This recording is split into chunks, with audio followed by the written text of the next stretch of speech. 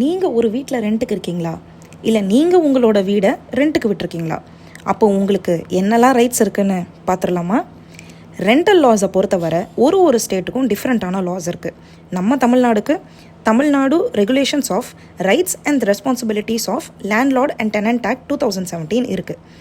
Rent 2 மாதத்துக்கு மேலே பே பண்ணாமல் விட்டால், லீஸ் பீரியட் முடிஞ்சு போச்சுன்னா, அந்த ஓனரோட சொந்த யூஸ்க்காக அந்த ப்ராப்பர்ட்டி தேவைப்பட்டுச்சுன்னா, ஏதாச்சும் இல்லீகல் ஆக்டிவிட்டி அந்த டெனன்ட் பண்ணால், ஓனருக்கு தெரியாமல் ரெண்ட்டுக்கு இருக்கிற ப்ராப்பர்ட்டியை இன்னொருத்தருக்கு ரெண்ட்டுக்கு விட்டால், ஓனரோட பெர்மிஷனே இல்லாமல் டெமாலிஷன் ஆர் ரெனோவேஷன் பண்ணால், ரெசிடென்ஸ்க்கு விட்ட ப்ராப்பர்ட்டியை கமர்ஷியலாக யூஸ் பண்ணால், சட்டப்படி ஓனர் தன்னோட டெனண்ட்டை இந்த மாதிரி ரீசன்ஸ்க்காகலாம் எவிக்ட் பண்ணலாம்.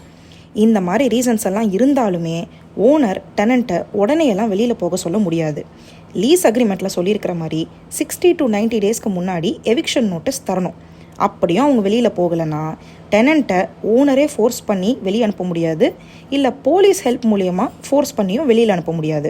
சட்டப்படி கோர்ட்டில் எவிக்ஷனுக்காக கேஸ் ஃபைல் பண்ணி அதில் ஆர்டர் வந்த அப்புறம் தான் வெளியில் அனுப்ப முடியும்.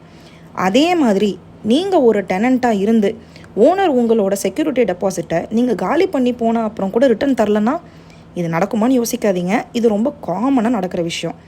நீங்கள் ஒரு லீகல் நோட்டீஸ் அனுப்பணும் அண்ட் அதுக்கும் ரிப்ளை இல்லைன்னா கோர்ட்டில் அந்த அமௌண்ட்டை ரிட்டர்ன் தர சொல்லி கேஸ் ஃபைல் பண்ணி அந்த கோர்ட் ஆர்டர் மூலியமாக தான் அந்த அமௌண்ட்டை ரிட்டர்ன் வாங்க முடியும். அதே போல் ஓனர் டெபாசிட்டை ரிட்டர்ன் பண்ணும்போது அதில் டிடெக்ட் பண்ணியிருக்கிற அமௌண்ட்டுக்கெல்லாம் ப்ராப்பரான அக்கௌண்ட்ஸ் தரணும். டெனண்ட் ஓனருன்றது ஒரு லீகல் ரிலேஷன்ஷிப். இதில் நம்பிக்கைக்கெல்லாம் பேச்சே இல்லை. ஸோ நீங்கள் ஓனராக இருந்தாலும் சரி, இல்லை டெனண்ட்டாக இருந்தாலும் சரி, உங்கள் ரைட்ஸை நீங்கள் ப்ராப்பராக ப்ரொடெக்ட் பண்ணிக்கணும்னா மேலே சொன்ன லா படி ஒரு ரெஜிஸ்டர்டு ரெண்டல் அக்ரிமெண்ட் மூலியமாக தான் பண்ண முடியும். ஓரலாக நீங்கள் 2 பேரும் என்ன பேசிக்கிட்டாலும் அது கோர்ட்டில் எடுத்துக்கவே மாட்டாங்க.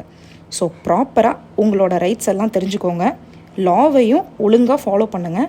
அப்படியே இதே மாதிரி நிறைய லீகல் விஷயத்தை தெரிஞ்சுக்க நம்ம பேஜையும் ஃபாலோ பண்ணுங்கள்.